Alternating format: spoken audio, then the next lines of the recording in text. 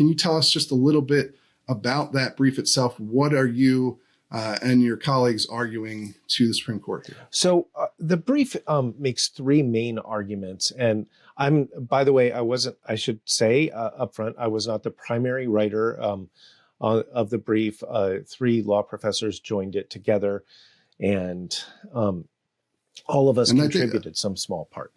So, and I believe there's a gun control group involved as well. There is, and they kind of took the lead on it and had some appellate lawyers who drafted the brief.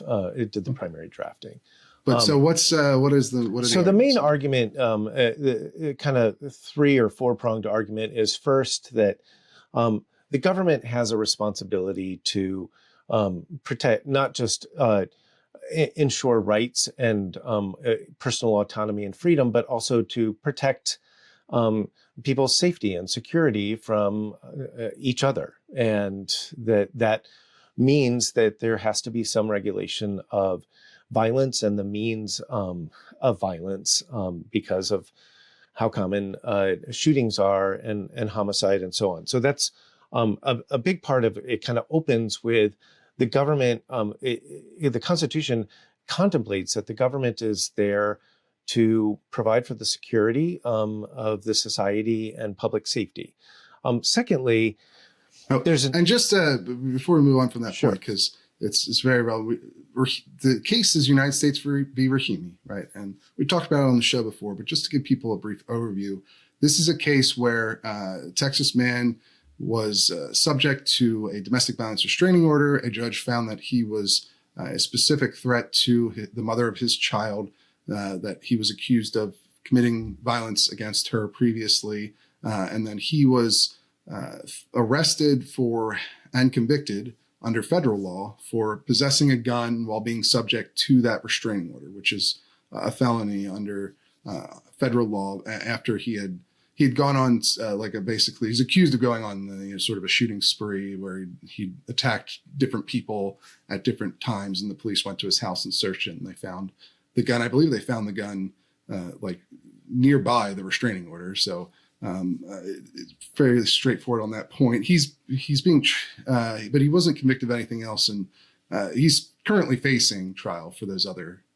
shooting incidents. But that's the core of this case, right? The Fifth Circuit said this restraining order isn't within the history and tradition standards set by the Supreme Court, and so it has to be the prohibition has to be tossed out. And so just to give people a quick background on what the case is about, and then go from there. So you're saying the Constitution says the government has to protect people's right to life. That's right. Rahimi's not one of the good guys, right? And we have to have, most of us want to live in a society where there's enough public safety that just random people don't get to drive around town shooting at people out of their car window. The second point in the brief is kind of a discussion of human rights law. And this is something that is, it's hard, I think, for non-lawyers to understand its place in our legal system because it's only partly an aspect of American law. It's more the subject of international treaties and some of our traditions with the Nuremberg trials and things like that. But the argument is that human rights law includes an obligation to protect the safety and security of the citizens from violent people in their midst. And so when it comes to that, this kind of there's a lot of drawing on reference to international law and the policies in other countries. The argument is not that other countries control what we're doing, but for our country's whole history, courts have at least thought it was relevant to consider what other developed societies and developed legal systems had done with difficult questions of law, like balancing rights versus public safety. And then the third argument, and this is the part of the brief that I was actually most involved with, really argues that Bruin was wrongly decided and Peller was wrongly decided for that matter, that the fact is the Second Amendment was about militias. And I know that the Supreme Court has now said otherwise. But the Supreme Court hasn't convinced most historians of the period. So it's a very prevalent view among people who have really studied the founding era and the background debates regarding the Second Amendment, the things leading up to it, how it was understood at the time, who really think it really actually was about militias and the role of militias, the role of state militias versus a federal standing army, and that it was just a mistake back in Heller for the Supreme Court to decide that there's a constitutional right, individual right to bear arms for personal self-defense. It's not to say that there couldn't be a statutory right or that there wasn't a common law right to do that. The question is whether that's what the Second Amendment was trying to address as opposed to militias.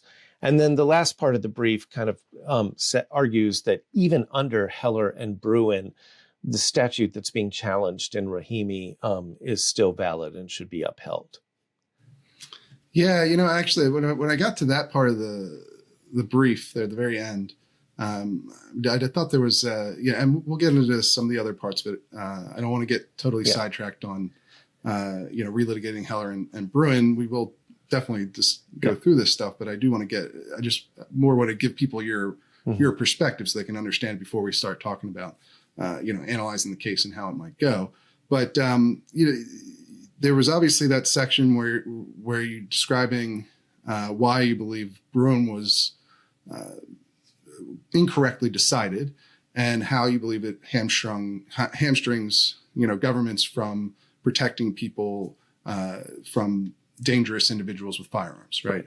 But then it goes right into the part where you argue that Bruin still provides the necessary framework to uphold this restriction on people who are subject to domestic violence restraining orders. How do you square those two things? Well, two things. First of all, it's very common in appellate briefs for lawyers to argue things in the alternative, to say something like, look, this law is unconstitutional, but even if it is constitutional, it doesn't apply to my client, or to say this case should be overturned. But even if you don't, you could construe the case to allow for what my side wants. And so this is, it's pretty common actually for lawyers in appellate briefs to argue one thing and then say, but even if you don't agree with my main point, I should still win under this other theory.